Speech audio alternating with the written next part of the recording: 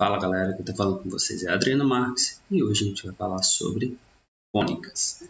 Bom, primeiro estudo, vamos pegar a seguinte ideia. Eu vou pegar duas retas concorrentes, certo? Vamos lá, eu vou pegar duas retas. Eu tenho essas duas retas aqui. Eu vou ter a minha reta R, vou ter minha reta S. Elas são concorrentes, ela vai ter um ângulo, certo? Vou marcar aqui esse ângulo. Forma entre elas, ângulo θ, pode ser qualquer valor. Eu vou pegar a reta S e eu vou fazer uma rotação em torno de R. Como assim? Vou fazer aqui. Ela vai rotacionar nesse sentido, certo? Enquanto eu estou rotacionando nesse sentido, aqui em cima ela vai rotacionar nesse sentido. Bom, para que fique mais visual o que vai acontecer, a gente vai migrar para outra página. Bom, agora estamos no GeoGebra, um aplicativo que pode ser utilizado no celular ou pode ser usado no computador. Muito bom, recomendo demais para vocês utilizarem para ver funções, entre outras coisas. E aqui está o resultado da nossa revolução, do eixo. Vamos pensar da seguinte maneira. A reta R seria esse eixo que está em azul. E a reta S seria a limitação desse sólido, dessa figura espacial, certo? Isso daí é um cone de duas folhas, certo? Gerado pela rotação de duas retas concorrentes, certo? E o que é importante no estudo de cônicas? Bom, tiramos as cônicas através dessa figura. Por exemplo, a primeira cônica que eu vou mostrar para vocês é a elipse. O que eu fiz no momento? Eu peguei um plano e eu fiz um corte em uma região desse cone de folha dupla, certo? E a minha interseção gera a interseção desse plano com o cone, ele vai gerar a minha primeira cônica, que é a elipse, que vamos estudar ainda nesse vídeo. Modificando o tipo do corte que vai ser feito com o plano está servindo para fazer um corte em uma determinada região. Se eu fizer um corte que ele seja paralelo a essa região da reta R, a reta S, eu vou ter uma figura um pouco diferente, que vocês até conhecem, que ela é a parábola, que é uma outra cônica, Vocês não conhecem o nome assim, mas vocês conhecem como função de segundo grau, Então, ela é bem importante, E é feita através de uma secção da cônica com um plano. Vocês estão vendo aqui que ela está paralelo, Eu fiz uma secção paralela àquela reta, Bem direitinho. Bom, outra cônica que eu posso encontrar através da secção é a hipérbole. Bom, como é que é a hipérbole? Eu consigo fazer a secção e eu encontro esse elemento aqui. Vocês vão ver que é bem parecido como se fosse uma parábola em cima, outra embaixo. Isso vai depender muito da equação que vai gerar ela. Ela pode estar, a hipérbole está em cima do eixo y, ela pode estar em cima do eixo x, Isso também, os outros elementos, tanto quanto a elipse, quanto a parábola. Isso vai depender muito como vamos ver as equações. Depois de mostrar a vocês os exemplos das cônicas, vamos trabalhar agora especificamente com a primeira, que é a elipse. Vamos lá? Voltamos para a nossa página de costume. Bom, vamos falar sobre a elipse. Aqui já é um desenho da elipse, ela está bem no meio do eixo, Vou botar aqui, x e y. Ela está bem no meio do eixo, certo? Qual é a diferença da elipse, por exemplo, para circunferência? A elipse ela tem dois focos, certo? ela tem o seu, vou botar aqui um ponto com F1 e um ponto com F2. Eu tenho esses dois focos e eu vou falar o seguinte, eu tenho um ponto aqui na elipse, um ponto A, e ele tem o segmento de F1 até A e tem o segmento de A até F2 ou F2 até A, não importa, que é a mesma coisa, né? E tem uma curiosidade que é F1, o segmento F1 até A, mais o segmento F2 até A, isso aqui é igual a 2A. Calma que eu vou falar aqui em A. Se eu colocar qualquer outro ponto na minha elipse, por exemplo, tem um ponto P. O segmento formado por F1 até B mais F2 até B, ele é igual a 2A. Quem é A? Bom, A é o comprimento do eixo maior, certo? Como vocês podem ver, temos um eixo maior e um eixo menor, né? Vocês podem verificar aqui que o eixo maior ele está em X, né? Tem situações que o eixo maior vai estar em X e tem situações que o eixo maior estará em Y, certo? Então, nesse caso, isso daqui ele é chamado de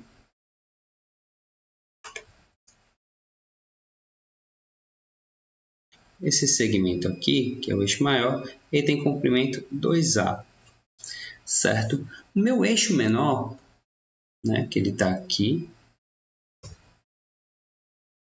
ele tem comprimento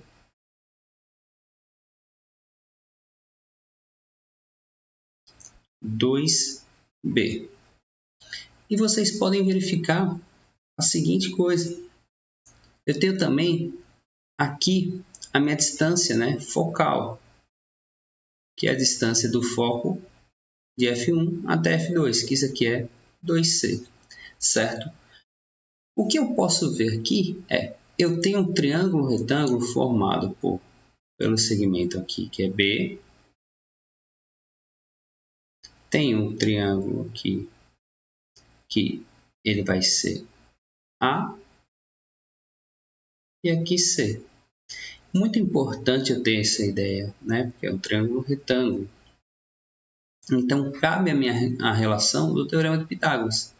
A ao quadrado é igual a B ao quadrado mais C ao quadrado, certo? É muito importante vocês lembrarem disso e vocês saberem aplicar o Teorema de Pitágoras.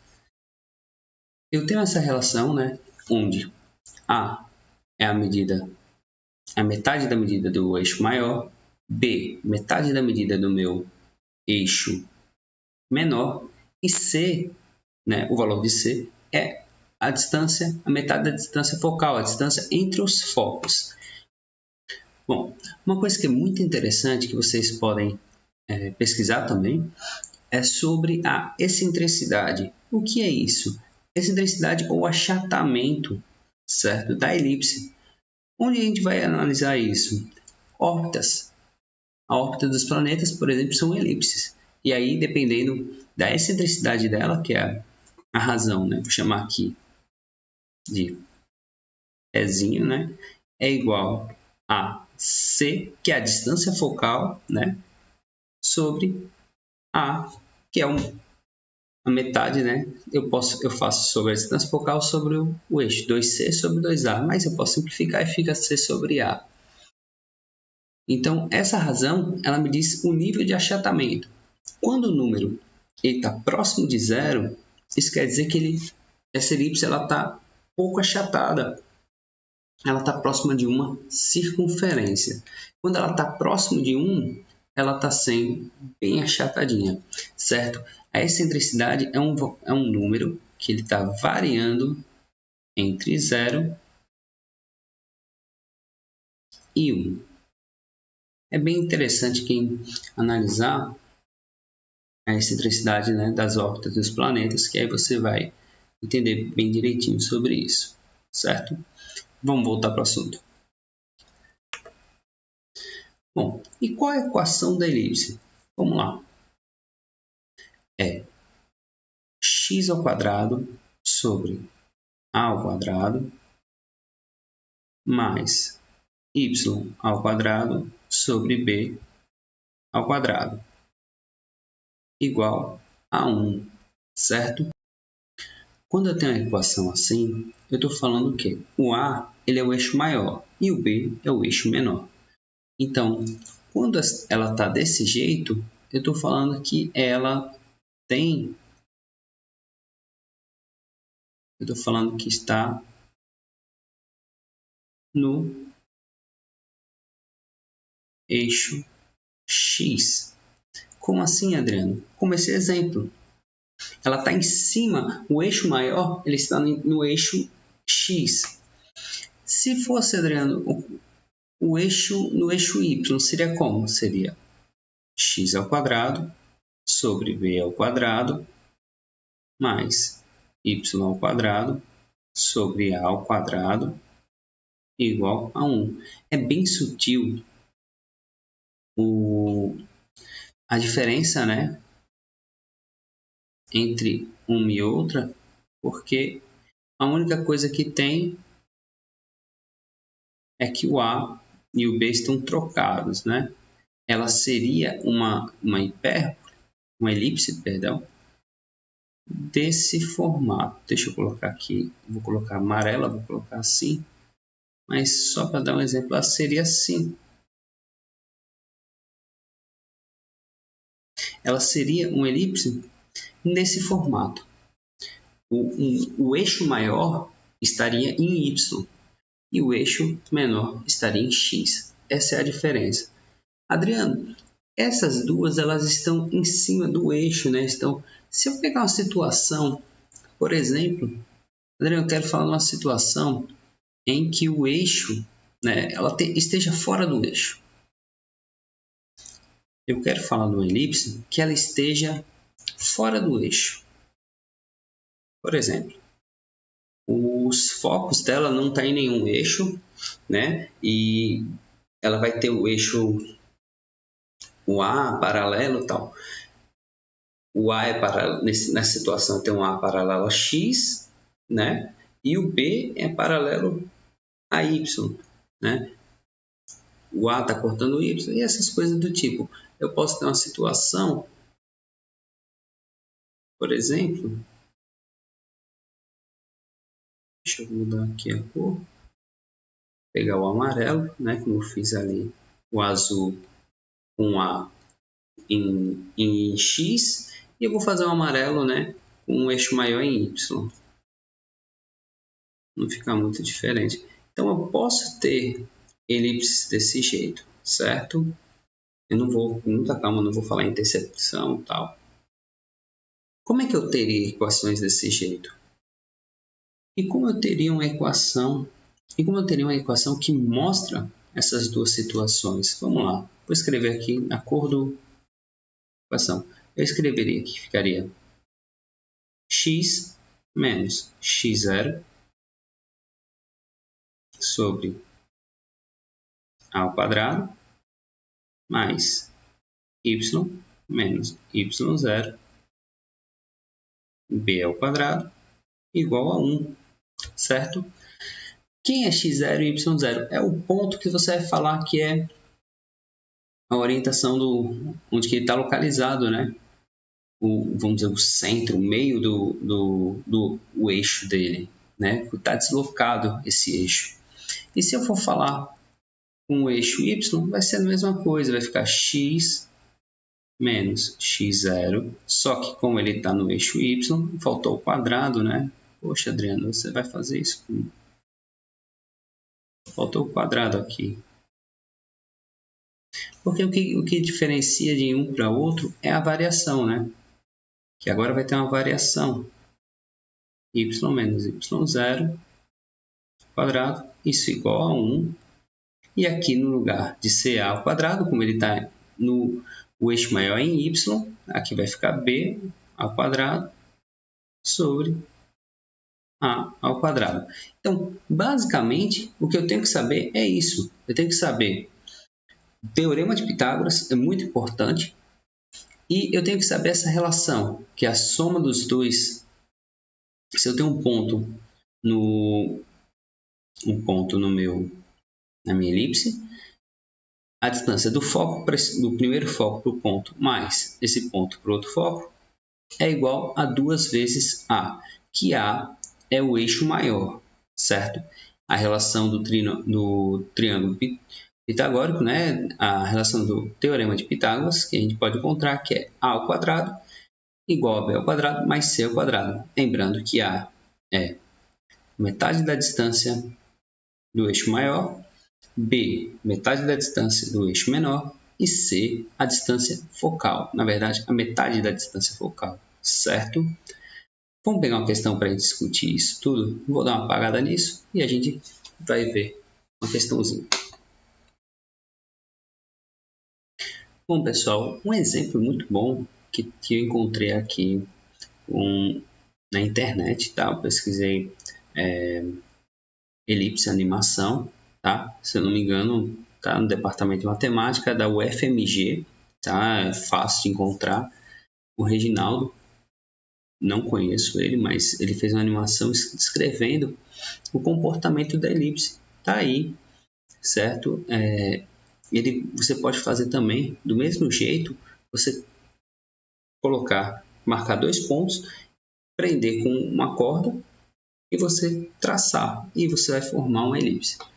Então tá aí um bom exemplo do comportamento da elipse que foi encontrado no departamento de matemática da UFMG.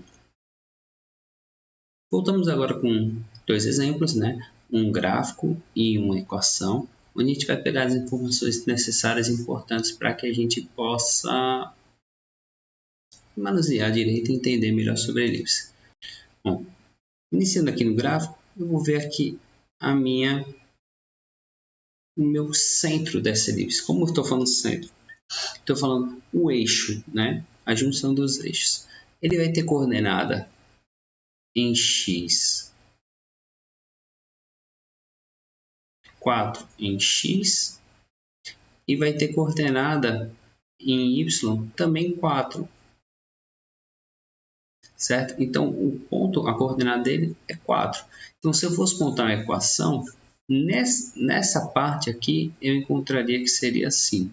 Deixa eu colocar aqui em azulzinho. A elipse seria x menos 4 ao quadrado mais y menos 4 isso ao quadrado igual a 1. Detalhe, esse primeiro caso eu tenho que o eixo maior está paralelo ao eixo do x. Então eu sei que aqui embaixo do x vai ter um maior número. Então que número é esse? Eu tenho a informação do tamanho de C, que aqui é o foco, e eu tenho o tamanho de B. Eu consigo verificar como? O meu C ele tem 2 unidades, certo? E o meu B ele tem 1 unidade,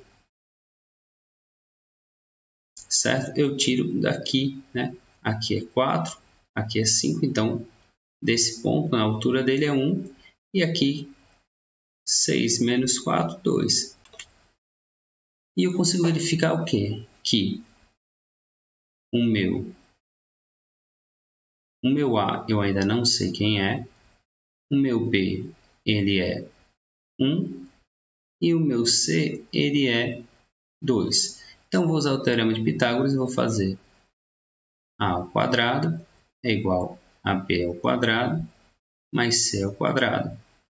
Eu não sei quem é A, vai ficar aqui ao quadrado é igual a 1 ao quadrado é 1 e 2 ao quadrado 4. Então, 1 mais 4, 5. Então, o meu A ele é raiz de 5. E eu vou ficar aqui com, como é o meu eixo maior, A ao quadrado vai ficar... Eu posso botar raiz de 5 ao quadrado ou eu posso botar logo 5. E aqui eu vou colocar o meu B, ao quadrado, que é 1 ao quadrado, 1. Certo? Como eu falei, o eixo maior, o A, está no X, como está aqui na equação. Se eu pegar a equação e eu pedir para montar um gráfico, falar para montar um gráfico, a questão fala isso, ou discutir, vamos analisar aqui. Eu tenho aqui o ponto, o eixo dessa elipse, ele está onde? Ele está em 3, vamos colocar aqui em verde, 3, no ponto 3 e 2. Então, se eu tenho um plano cartesiano, o eixo dela, a junção do eixo do eixo maior e menor, seria no ponto 3 em x e 2 em y. E qual é o comprimento do A e qual é o comprimento do B? Eu consigo verificar aqui, porque eu tenho 169, até onde eu sei, 169 é maior do que 144. Então, eu posso falar também que aqui é eixo maior em x, certo? Isso é importante, porque se for desenhar um gráfico, você vai ter que ter essa noção. E outra, 169 é a mesma coisa que 13 ao quadrado. E 144 é a mesma coisa que 12 ao quadrado. Lembrando que aqui é o meu A e aqui é meu B. Então, eu tenho o meu eixo maior de 13 unidades, o comprimento de A é 13, então ele vai ter 26, o 2A, e 12, então vai ser 24. E eu quero saber minha distância focal. Bom, se eu quero saber minha distância focal, eu vou aqui para um teorema de Pitágoras. Vou colocar aqui em azul. Vou botar aqui A ao quadrado é igual a B ao quadrado mais C ao quadrado. Bom, eu já sei quem é, O meu A é 13, o meu B é 12, então eu tenho 169, passar para cá subtraindo, menos 144 é igual a C ao quadrado. Isso aqui vai ser 25 igual a C ao quadrado. E o C ele pode ser mais ou menos 5. No caso, vamos botar a distância sendo um valor positivo, porque a distância é positiva. Então, eu vou botar só 5.